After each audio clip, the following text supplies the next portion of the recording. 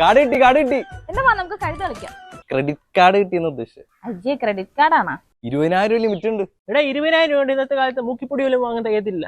അതൊക്കെ തെഞ്ഞോളൂ, നീ കൂടുതൽ അന്വേഷിക്കാൻ നിൽക്കണ്ട. ഒരു കാർഡ് കിട്ടിയപ്പോ അവന്റെ ജാട കണ്ടില്ലേ? നമ്മളും കുറെ കാർഡൊക്കെ കണ്ടിട്ടുള്ളതാണ് കേട്ടോ. ആധാർ കാർഡ് ആയിരിക്കും. എടാ വിശക്കുന്നടാ, ഫുഡ് അടിക്കാൻ പോയല്ല. എന്റെ ആകെ 50 രൂപ ഉള്ളൂ. എന്റെ ആണെങ്കിൽ അതും ഇല്ല. ഇടി കാശൊക്കെ എന്നാത്തിനാ? നമ്മുടെ നാസിലെ ക്രെഡിറ്റ് കാർഡ് ഇരിക്കല്ലേ, അവിടെ ജസ്റ്റ് സ്വൈപ്പ് ചെയ്താ പോലെ. ക്രെഡിറ്റ് കാർഡിന്റെ കാര്യം ഇവരോട് പറയണ്ടായിരുന്നു. ഹലോ എടാ, ആൻഡ്രോയിഡ് സെക്കൻഡ് ഹാൻഡ് ഫോൺ എടുക്കുന്നതാണോ നല്ലത്, അത് ഐഫോൺ ഫ്രഷ് എടുക്കുന്നതാണോ നല്ലത്? അല്ല, നിന്റെ കയ്യിൽ ഇതിന് മാത്രം കാശൊക്കെ ഉണ്ടോ? നിന്റെ മറ്റേ ക്രെഡിറ്റ് കാർഡ് ഇരിക്കല്ലേ, അവിടെ ജസ്റ്റ് സ്വൈപ്പ് ചെയ്താ പോലെ. പണ്ടാരം ക്രെഡിറ്റ് കാർഡ് തലവേദന ആവുന്ന തോന്നണേ. നമുക്കൊരു കാപ്പി പിടിക്കാൻ പോയാലോ? സുരേഷ് ചേട്ടന്റെ ചായക്കടയിൽ എന്തായാലും ക്രെഡിറ്റ് കാർഡ് എടുക്കൂല. നമുക്കേ സുരേഷ് ചേട്ടന്റെ ചായക്കടയിൽ പോവാം. സുരേഷിന്റെ ചായക്കട അല്ലടാ, അതുകൊണ്ട് ആ കാണുന്ന ചായക്കടല്ലേ, അവിടെ പോ. അവിടെ മറ്റേ സ്വൈപ്പിംഗ് ഉണ്ടല്ലോ.